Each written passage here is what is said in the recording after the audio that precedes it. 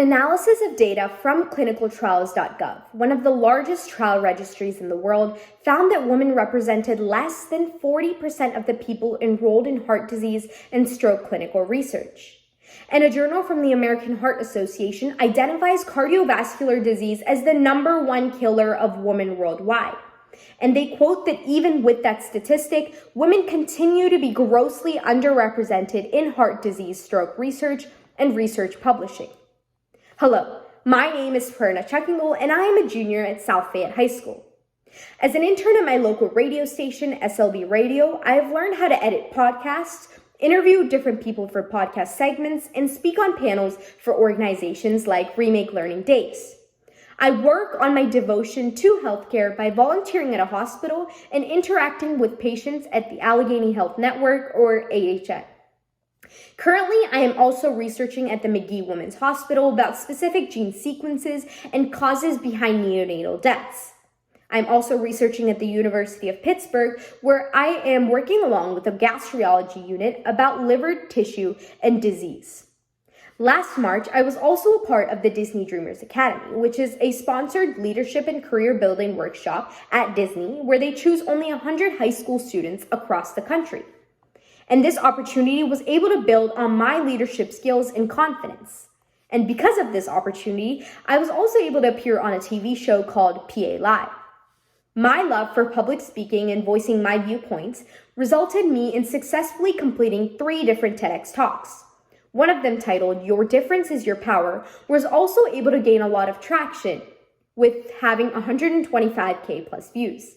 I spoke about the importance of accepting diversity in schools and workplaces. And today it feels like a full circle moment because I am speaking on diversity in clinical lab research. To begin, what is a clinical trial? A clinical trial is a type of clinical research that evaluates the effects of interventions including drugs, devices, surgeries, diets, behavioral approaches, and lifestyle interventions on related biomedical or behavioral outcomes. But what does it mean to be clinically inclusive?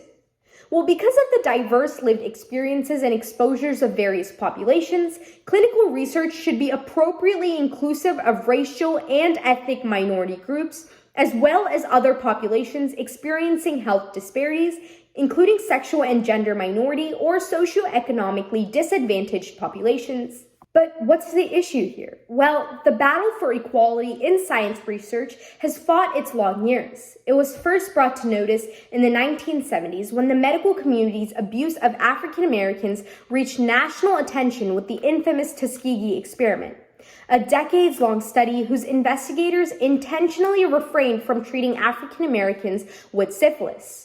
This imbalance persisted despite Congress's passing of the Revitalization Act in 1993, which required prioritizing the inclusion of people of color in federally funded trials. Then, later that year, because of disparities in drug research between men and women, the National Institute of Health also mandated the trials should be run on both men and women.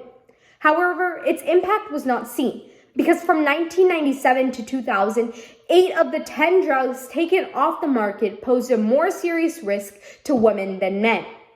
One such example was in 2013 when the FDA cut the recommended dose of the sleep aid Ambien in half for women, 21 years after it was approved. And this was because women absorb the drug differently than men and wake up the next day at a greater risk for accidents. Later, a drug called Adier, created for women, enrolled 23 men and only 2 women, which a population of 92% men for a drug intended only for women. It still doesn't stop here. In May of 2016, a study in the immunogenetics out of the University of California, San Francisco, reported that only 5% of the genetic traits linked to asthma in European Americans actually applied to African Americans. Then, psychiatry clinical trials also appear to have great gaps in enrolling female participants, with a mean participation of females in clinical trials of only 42%, even though 60% of psychiatry patients are female. But why are clinically inclusive trials so important? Number 1, representativeness. Including a diverse range of participants in clinical trials ensures that results are more representative of a broader population. Number 2, efficacy and safety across population. By including a diverse range of participants in clinical trials, researchers can evaluate the efficacy and safety of treatments across various populations. Number 3, health disparities. Health disparities exist when certain populations experience higher rates of disease, poorer health outcomes, or limited access to healthcare services. Clinical trials that are not inclusive may inadvertently perpetuate these disparities by excluding underrepresented groups from accessing potentially beneficial treatments. Last but not least, number 4, ethical considerations. Inclusive clinical trials uphold ethical principles of fairness, justice, and respect for all individuals. Exclusion of certain populations from trials can perpetuate health disparities, limit access to novel treatments, and deny individuals the opportunity to participate in research that may benefit them. And by prioritizing inclusivity, researchers can ensure that clinical trials are conducted in an ethical and equitable manner, promoting equal opportunities for participants and access to potentially life-saving interventions. But how can we make a change? Historic mistreatment and human rights violations in research throughout the world have inspired changes in the law to ensure that clinical trials are conducted ethically and participants come first. Today, all clinical trials must follow good clinical practice, an international ethical and scientific quality standard for designing and conducting clinical trials.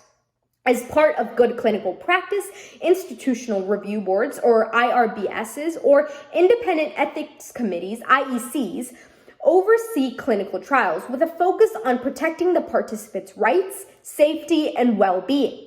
An IRB or IEC is an independent group that includes scientists, doctors, and layman people, and they help review a clinical trial's design, add any updates to it, as well as any information provided to participants.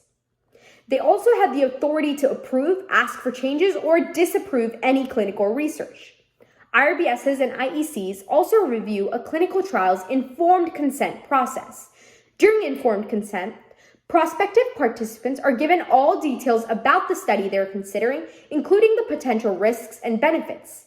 They can also ask any questions they have before deciding whether or not they would even like to participate.